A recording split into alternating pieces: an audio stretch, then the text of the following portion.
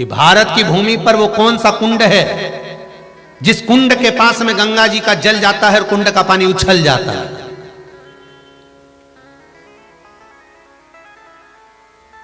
जिस कुंड के पास बड़े बड़े अक्षरों में लिखा हुआ है कि यहां गंगा का जल नहीं लाया जाए।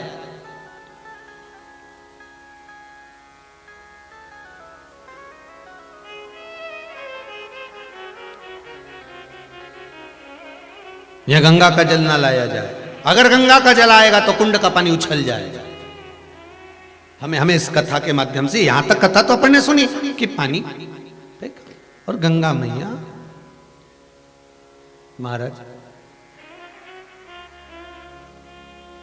क्रोध में आ गई। गंगा ने हाथ में जल लिया और जल लेकर गंगा पार्वती पर छोड़ने वाली थी कि तूने मुझे पानी बनने का श्राप दिया है, जल बनने का श्राप दिया है, मैं तुझे जल दूंगा। शिव जी ने कहा गंगा मत कर ऐसा,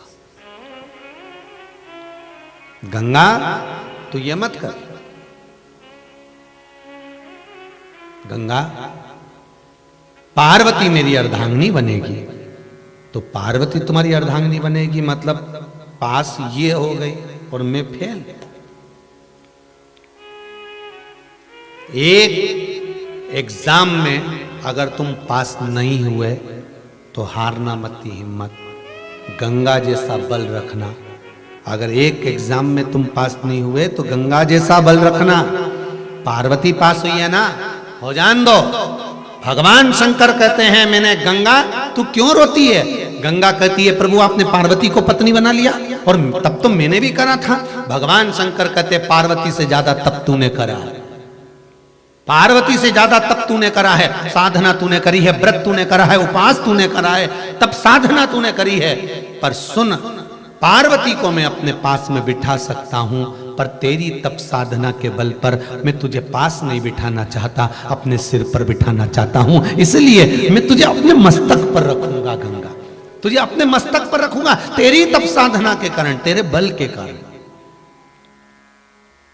अगर एक एग्जाम में पास नहीं हुए, एक एग्जाम में कोई दूसरा पास हो गया और तुम्हें लगा कि बताओ अब लोगों के मन में भाव उत्पन्न हो जाता है, एग्जाम में वो पास हो गया, उसने पैसा ज्यादा दे दिया होगा, उसने कहीं कुछ कर दिया होगा, ऐसा कर दिया होगा, वैसा कर दिया होगा। हमें नहीं सोचना, हमें तो ये सोचना है कि भगवान ने हमारे को पास क्यों नहीं करा। मतलब भगवान चाहता है कि इससे जोरदार तेरे लिए छाट कर रखा है। पार्वती तो पास में बैठेगी पर गंगा तू मस्तक पर बैठेगी। कुछ भगवान अच्छा चाहता है।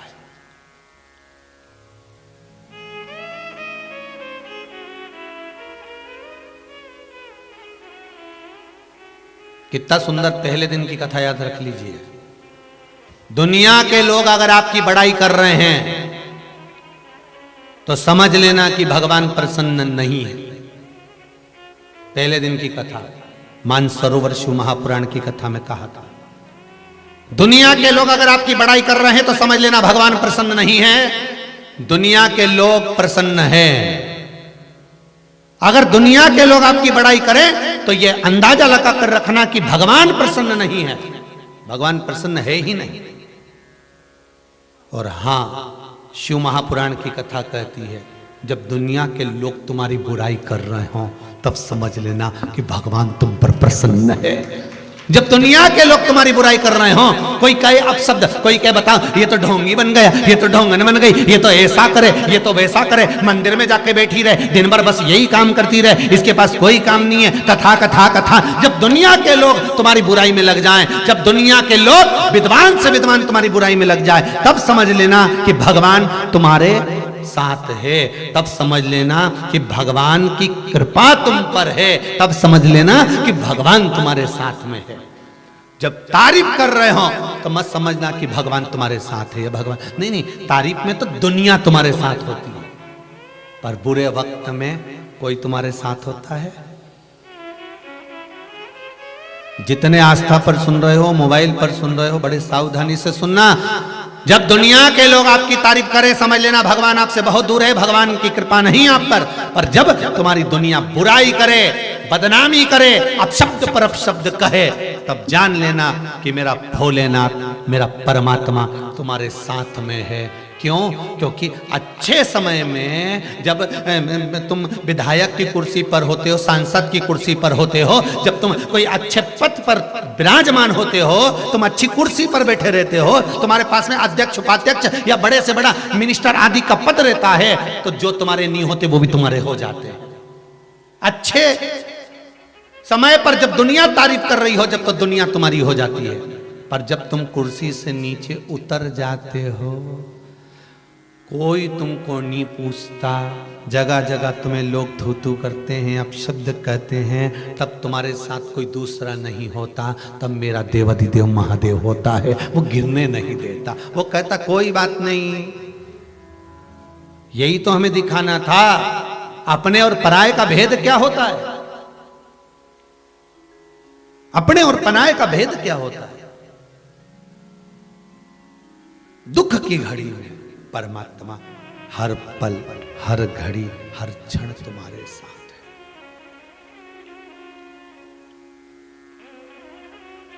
एक काम नहीं हुआ, रोने लगे। माता कुंता का चरित्र याद कर लीजिए, महाभारत में माता कुंता, माता कुंती, भगवान कृष्ण जा रहे हैं और कुंता माता ने कह दिया कन्हैया रुक जा। कन्हैया कहते हैं बोल बुआ क्या बात है, कहां जा रहे हो कृष्ण? कृष्ण कहते हैं बुआ जी द्वारका जा रहा हूं। क्यों? बुआ अब तुम हस्तिनापुर की राजमाता हो गई, युधिष्ठिर हस्तिनापुर के राजा बन गए, सारा राजपाट अच्छे से मैंने निश्चित कर दिया, विराजमान कर दिया, अब क्या करना, अब मेरा काम खत्म हो गया। कुंती ने पूछा, माता कुंता ने पूछा, कृष्ण तो तू जा क्यों रहा है? बुआ अब जब सब अच्छा हो गया है तो अब मेरी जरूरत क्या है, अब मेरा साथ की जरूरत क्या है, अब मुझे जाने दो द्वारका। इतने में माता कुंता ने, माता कुंती ने कृष्ण का हाथ पकड़कर कहा, कृष्ण तूने सबको सब कुछ दिया, मुझे कभी कुछ नहीं दिया। कृष्ण कहते हैं मुस्कुराकर, बुआ जी भतीजे को तो बुआ को देना चाहिए, और आज बुआ भतीजे से मांग रही है। बुआ का फर्ज है भतीजे को देना, पर आज भतीजे से बुआ मांग रही है। क्या मांगना चाहती हो बुआ? बुआ कहती है कृष्ण सारी दुनिया का दुख मेरी झोली में डाल दो। एक कृष्ण सारी दुनिया का दुख मेरी झोली में डाल दो। कृष्ण रथ से नीचे उतरे और उतरकर बुआ के चरणों के पास बैठकर बोले, बुआ तू ये दुख क्यों मांग रही है? बुआ कहती है सुख में तू अगर द्वारका चले जाता है तो वो दुख भला, जिस दुख में तू मेरे साथ तो खड़ा है, मुझे वो दुख ही अच्छा लगेगा, तू साथ तो रहे बस में। बहुत ध्यान देना महाराज, जब लोग आपकी बुराई करें, निंदा करें, चुगली करें, आप शब्द बोले, ताने पर ताने दे, गाली पर गाली दें, आड़ा टेढ़ा बोलना चालू कर दे, समझ लेना मेरा देव अधिदेव महादेव तुम्हारे साथ में चल रहा है, कदम से कदम मिलाकर। पूरी दुनिया लग जाती है एक व्यक्ति को नीचे गिराने में, पूरी दुनिया लग जाती है एक व्यक्ति को नीचे गिराने में। विद्वान से विद्वान, बड़े से बड़े लग जाते हैं पीछे एक व्यक्ति को नीचे गिराने में, तब कोई साथ नहीं देता। मेरा वो काशी का विश्वनाथ और उज्जैनी का महाकाल सामने आकर खड़ा हो जाता है कि हारने नहीं दूंगा तुझे, चिंता मत कर। पूरी दुनिया लगी रहती है एक व्यक्ति को नीचे गिराने में, पर दुनिया वालों को यह नहीं मालूम पड़ता कि तुम उसको गिराने का प्रयास कर रहे हो और महादेव उसको उठाने का प्रयास कर रहा है। मेरा काशी विश्वनाथ ने हाथ पकड़ रखा है, मेरी उज्जैनी नरीश ने, मेरे महाकाल ने, मेरे कुबेरेश्वर महादेव ने, मेरे सोमनाथ मल्लिकार्जुन भीमा शंकर ने, कहीं भगवान ने उसका हाथ पकड़कर लग जाए दुनिया। दुख में परमात्मा साथ, और शिव का चक्र साधारण नहीं है। कल कथा में कहा था कि एक भक्त ने शंकर का एक चक्र बनाकर भेजा है। एक भारत की भूमि पर एक नक्शा बना है, उस भारत की भूमि के नक्शे पर उसने बनाकर भेजा है कि यहाँ केदारनाथ, यहाँ रामेश्वरम, यहाँ मल्लिकार्जुन, यहाँ महाकाल, यहाँ भीमा शंकर। मैं चाहूंगा आस्था चैनल वालों से कि वो उसने बनाकर भेजा कि वहां से चक्र चालू हुआ, चलता चलता भारत की भूमि पे जिस जिस प्रदेश में जो जो भगवान विराजमान है वहां वहां उसने स्थान दिया, और स्थान देने के बाद में आखिरी में लाकर कुबेरेश्वर धाम पर उस बिंदु को छोड़ दिया कि कुबेरेश्वर धाम मध्य प्रदेश के उस मध्य में सीहोर के नजदीक में कहां विराजमान है, वो बिंदु पर लाकर छोड़ दिया कि यहाँ है ये कुबेरेश्वर धाम, अर्थात केंद्र पर लाकर छोड़ दिया कि 12 ज्योतिर्लिंग का मध्य कुबेरेश्वर धाम को मैं कहूंगा दर्शन कराएं एक बार टीवी पर, कि उस बच्चे ने जो बनाकर भेजा कि ये गुरुजी ये पूरा 12 ज्योतिर्लिंग और यहाँ है ये कुबेरेश्वर महादेव। मतलब शंकर ने निश्चित कर कर रखा था कि मुझे इस भूमि पर, इस जगह, इस स्थान पर मुझे बैठना है और दुनिया के दुख हरना है, ये शिव निश्चित कर चुके थे। उसमें ना तो कोई प्रदीप मिश्रा है और ना जितने आप, कोई नहीं, यहां तो बस शंकर को निश्चित करना था, शिव। और इसीलिए मैं आप सबको कहते हैं, हम तो बार बार कहते हैं, आप अगर 1 रुपया भी गौ माता को दिए हैं, 1 रुपया भी आपने अगर शिव मंदिर में लगाया है, कुबेर भंडारी में अगर आपका धन लगा है, तो हम तो कहेंगे ये शंकर ने निश्चित कर कर रखा था कि आपका धन इस जगह पर लगे और आपका जीवन सार्थक हो। कई भगवान शिव जोड़ कर रखे हैं, या शिव के सिवा कुछ भी नहीं। पहले भी कथा में कहा, कथा वाचने वाला शंकर, कथा सुनने वाला शंकर, और ये जजमान चाहे गुप्ता परिवार हो, चाहे मंगल परिवार हो, चाहे शर्मा परिवार हो, ये यजमान भी यजमान नहीं, स्वयं शिव ही कथा करवा रहे हैं, स्वयं शंकर, कोई दूसरा नहीं।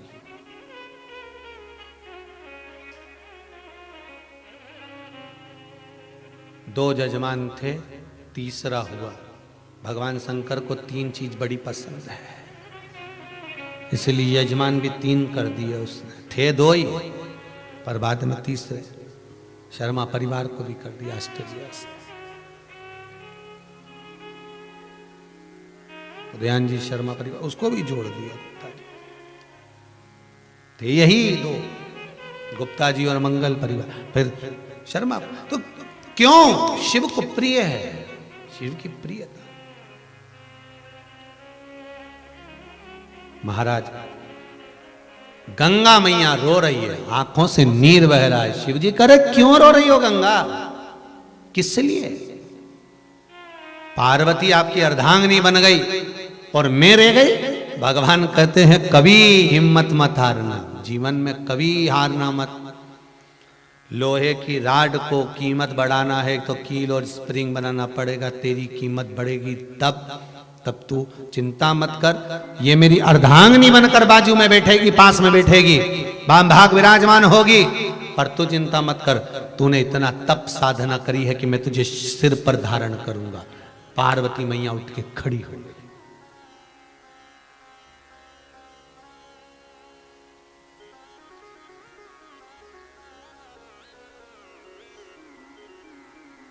पार्वती मैया उठकर खड़ी, और जैसे ही पार्वती मैया उठकर खड़ी हुई, शिवजी ने पूछा पार्वती हुआ क्या? क्या हुआ तुमको पार्वती? पार्वती जी कहती है महाराज आप गंगा को सिर पर बिठाओगे? शिव कहते हैं उसकी तप साधना आपकी तप साधना से ज्यादा है।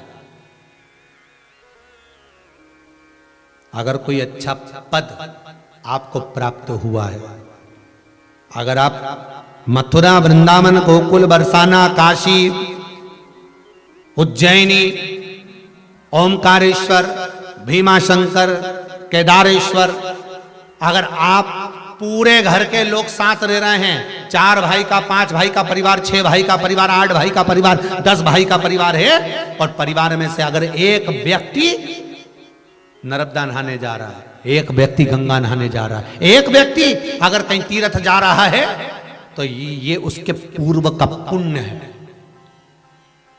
पूर्व का पुण्य है।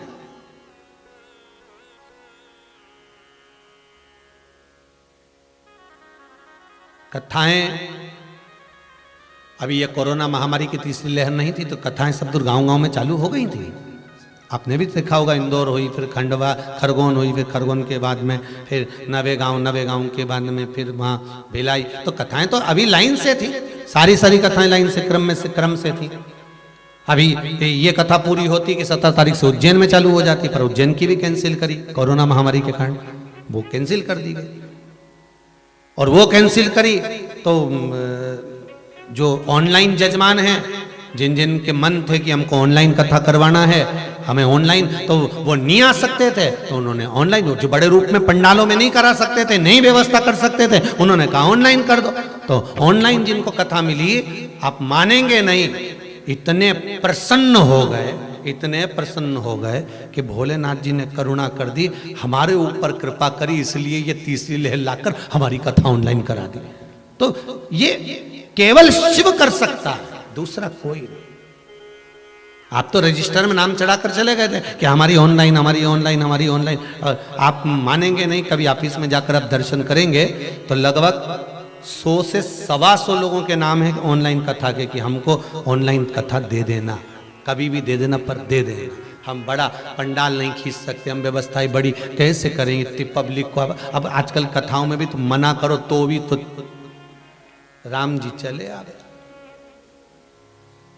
वो तो अच्छा हुआ उज्जैन की कथा कैंसिल कर दी, नहीं तो मालूम पड़े 5-10 लाख में इकट्ठा हो जाता। राम जी सब तैयारी में बैठे थे, बैग ले लेके एकदम, और आधा तो इस तैयारी में था कि कथा की कथा सुन लेंगे, महाकाल का दर्शन कर लेंगे। 1-2 इस तैयारी में थे कि 84 महादेव भी कर लेंगे, और आधे इस तैयारी में थे कि छिपरा भी नहा लेंगे, और बचे कुचे थे तो कि सारा भैरवनाथ ने, हरसिद्धि माता ने सब घूम लेंगे। और कई इस तैयारी में थे, आजू बाजू वाले के तो सुबह चलेंगे टिफिन विफिन लेके और कथा सुन के और सब दूर के वापिस आ जाएंगे, सुबह फिर पहुंच जाएगा। पर वो कहे ना, दिल के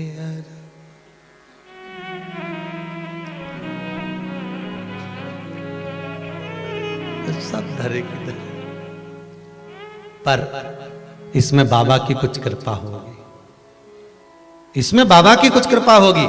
मुझे लगता है कि बाबा सोच के बैठे होंगे, बेटा कथा तो कर पर 84 महादेव भी कर। तो बाबा ने सोच के रखा होगा, अभी नहीं तो बाद में करना ऐसी कि साथ में 84 महादेव जितने आए नहीं तो सबका हुई जा, एक बार में जल्ला निपटा, एक बार में।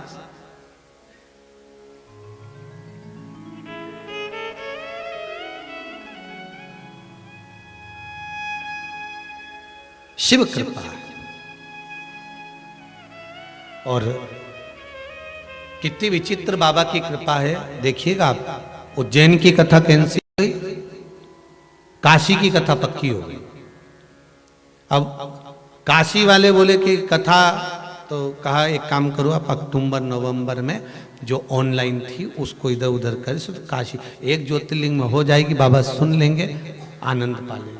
अगर कोरोना हटता है तब, और दादा ये तीसरी लहर रह गई तो। वैसे तो बाबा के ऊपर विश्वास है, आप अपने घर में रहिए, मुख पर मास्क लगा कर रखिए, हाथ को बार बार धोते रहिए। छोरा छोरी को धोने से अच्छा है हाथ धो लो, भगवान का भजन करते रहो। और शिव भक्ति में आस्था चैनल पर कथा, जब तक कोरोना महामारी चल रही है, घर पर बैठकर कथा का लाभ लो और बाबा से आनंद सुख प्राप्त करो, भजन करो शिव का, भगवत भजन का। शिव कथा कर रही है, ओगरदानी त्रिकालदर्शी कैलाशी अविनाशी मेरे भूत भावन भूतेश्वर शिव कह रहे हैं कि कुछ अच्छा सोचा होगा। अगर पार्वती पास हो गई है, पार्वती मेरी अर्धांगिनी बन गई है, तो गंगा के लिए शिव जी ने अच्छा सोचा, और सोचा शंकर ने गंगा को अपने मस्तक पर रखा। गंगा कहती है बाबा शिव से, भोलेनाथ मैं आपके मस्तक पर रहूंगी, पर कुछ चाहती हूं, क्या मांग ले। अगर किसी के मरने के बाद, प्राण छूटने के बाद उसकी अस्थियों को गंगा के जल में डाला जाएगा, जितने दिन तक गंगा के जल में अस्थियां पड़ी रहेगी उतने दिन तक वो जीवात्मा बैकुंठ में पड़ी रहेगी। शिव जी ने कहा कहीं का पापी हो तो गंगा के बस बर तो वही है। पापी हो तो भी अगर गंगा के जल में अस्थियां गई है तो उसको मुक्ति मिलना चाहिए।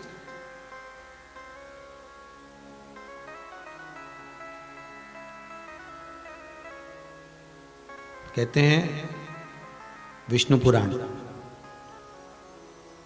कल्याण का गंगा अंग, भागीरथी गंगा अंग में लिखा है, एक बार गंगा में अगर डुबकी लगा ली है हृदय से मन से,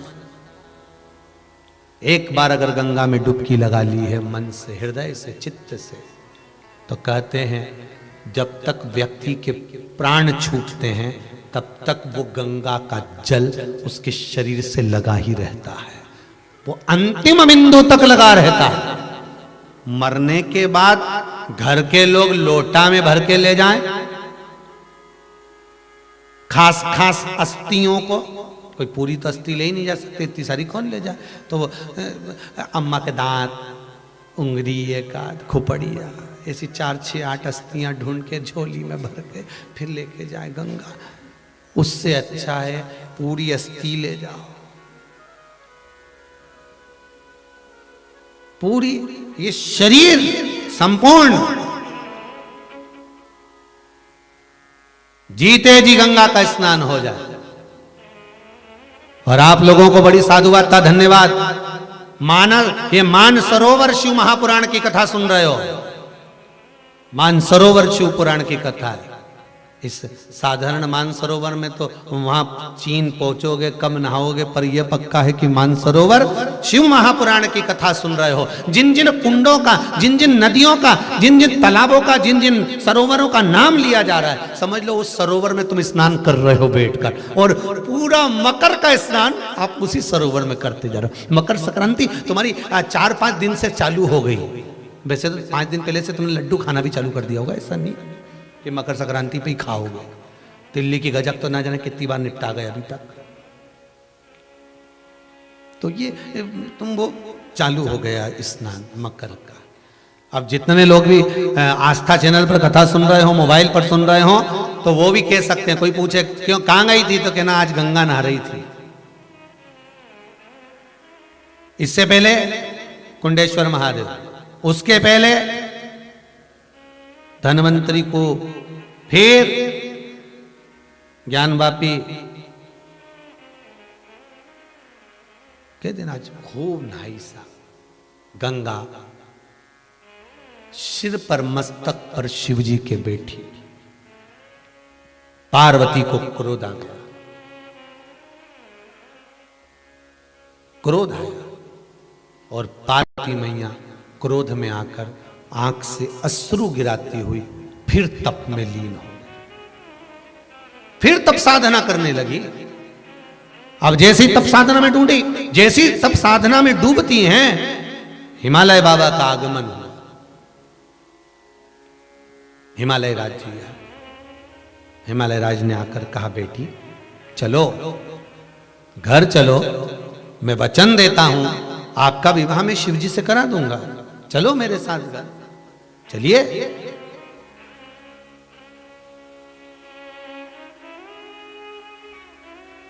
पार्वती मैया ने डबल से एक स्थान पर बैठकर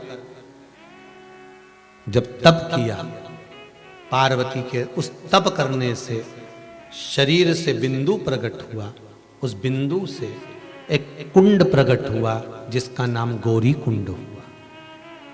कौन सा कुंड है? गौरी कुंड। ये वो गौरी कुंड नहीं है जो केदारनाथ जी जाते हैं। पार्वती जी ने तब कहां करा था? हिमालय राज का जहां राज्य क्षेत्र था, और हिमालय राज के राज्य क्षेत्र में जहां मैनावती अपने क्षेत्र में निवास करती थी, उसके मध्य में नाना और पिता का घर, नाना और दादा के घर के मध्य में हिमालय राज के उस हिमाचल प्रदेश के सुंदर आनंद में गौरी कुंड, एक गौरी कुंड आता है, केदारनाथ जी जाते हैं तो नीचे पड़ता गौरी कुंड, उसके बाद में केदारनाथ जी की यात्रा होती है, वो उत्तराखंड में। एक हिमाचल प्रदेश में गौरी कुंड है, जब हम मणि महेश जाते हैं तब पड़ता है। कहाँ जाते हैं? मणि महेश। वैसे तो उम्मीद है जितने लोग आस्था पर कथा सुन रहे हैं उनमें से कई लोग मणि महेश होकर आए होंगे, और जितने हरियाणा, पंजाब, दिल्ली वाले क्षेत्र के लोग होंगे वो तो कई बार होकर आए होंगे। मणि महेश चीन के अंदर, चाइना के अंतर्गत हमारा कैलाश अधिपति विराजमान, और कैलाश अधिपति जो वहां नहीं जा पाता वही शंकर का बिल्कुल कैलाश अधिपति जैसा ही स्वरूप, बिल्कुल कैलाश जैसा मणि महेश है।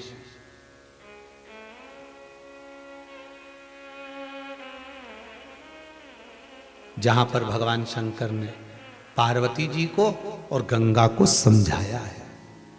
देखो, पार्वती मैया और गंगा जी को जहां पर भगवान शिव प्रकट होकर समझा रहे हैं कि मैंने तुम्हें वर दिया कि तुम मेरे बाजू में विराजमान होगी, तुम मेरी अर्धांगिनी बनोगी, और गंगा तुम मेरे मस्तक पर, जहां दोनों को समझाया गया पर एक रुष्ट हो गई, वो पार्वती पापिस तप करने बैठे, वो गौरी कुंड है।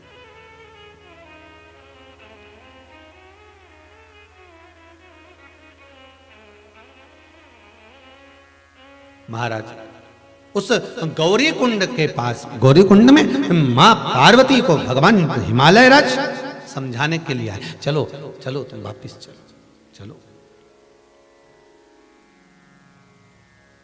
एक गौरी कुंड वहां भी है केदारनाथ जी के पास, उसका भी महत्व है महाराज।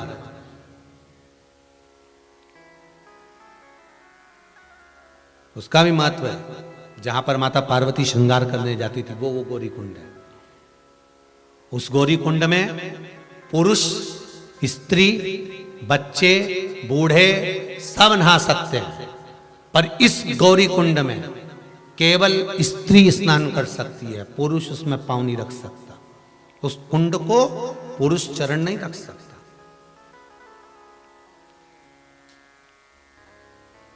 जो मणि महेश के पास में गौरी कुंड है, जहां से मणि महेश मात्र 1 किलोमीटर, 6 किलोमीटर की दूरी पर, 1 या 5 किलोमीटर के अंतर्गत मणि महेश रह जाते होंगे वहां से, ज्यादा से ज्यादा। शास्त्रों में तो कुछ दूरी लिखी है, कुछ दूरी, तो अपन ये मान के चलो कि कुछ दूरी में ज्यादा से ज्यादा 4 किलोमीटर, 2 किलोमीटर, 5 किलोमीटर, 1 किलोमीटर होगा। अब उसको अगर कहीं देखेंगे, उस पर सर्च करेंगे, क्या बोलते हैं उसको, नेट पे, तो पता करेंगे कि ये गौरी कुंड कहाँ, और गौरी कुंड से मणि महेश कितनी दूर, तो वो निकालेंगे, बाद में सोचेंगे। पर पुराणों के अनुसार गौरी कुंड से कुछ दूरी पर मणि महेश, अर्थात भगवान शिव उनको समझा रहे। हिमालय राय लेकर गया, पार्वती जी को मां क्रोध आया गंगा को देखकर, इसलिए आज भी इस गौरी कुंड पर बड़े बड़े बोर्ड लगे हैं कि गंगा का जल लेकर पास मत आना। आज भी अगर कोई भूल से भी गंगा का जल लेकर आ जाता है तो उस कुंड का पानी अपने आप उछलने लगता है, आज भी उछल। अब क्या हुआ कि कई लोगों का नियम है कि भाई कोई गया है, हरिद्वार गया या कहीं गया, तो कई लोग साथ में गंगा जल भर के ले जाते हैं, तो उनके लिए मणि महेश जाने के लिए रास्ता अलग से कर देते हैं। कई दूरों से, कम से कम 2-2, 4-4, 5-5 किलोमीटर दूरी से एक रास्ता अलग से निकाल दिया जाता है कि आप मणि महेश दर्शन करने जाओ, गंगा जल लेकर जाओ, मना नहीं, पर गौरी कुंड के पास में नहीं आओगे, क्योंकि ये गौरी कुंड, इस गौरी कुंड के पास जल आया गंगा का, और गंगा का जल आते ही ये उछल पड़ेगा, पार्वती का क्रोध उछल जाएगा।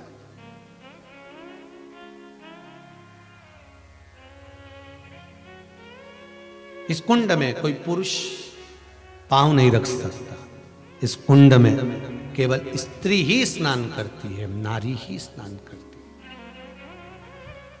अखंड सौभाग्यता का सुख देने वाला यह कुंड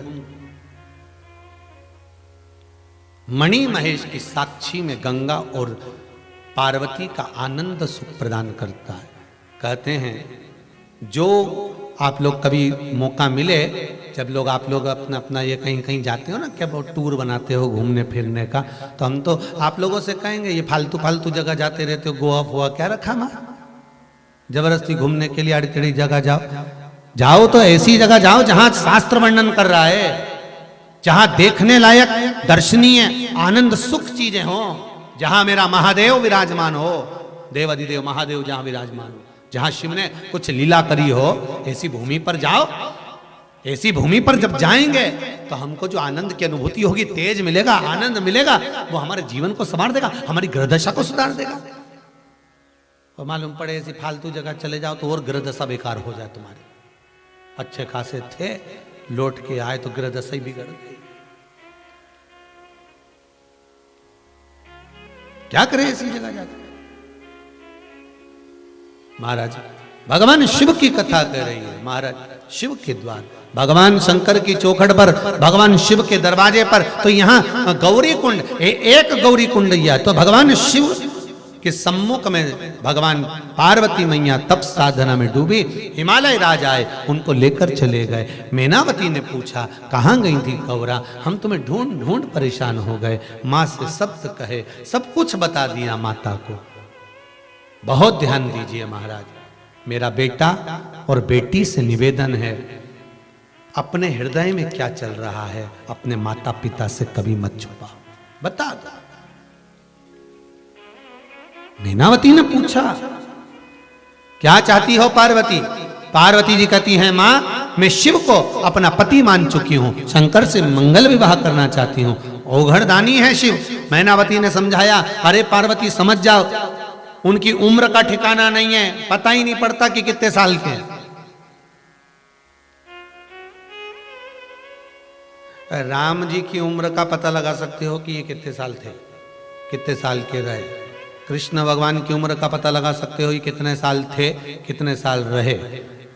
सारे ऋषियों का लगा सकते हो, शंकर जी का लगा के बताओ कितने साल के थे।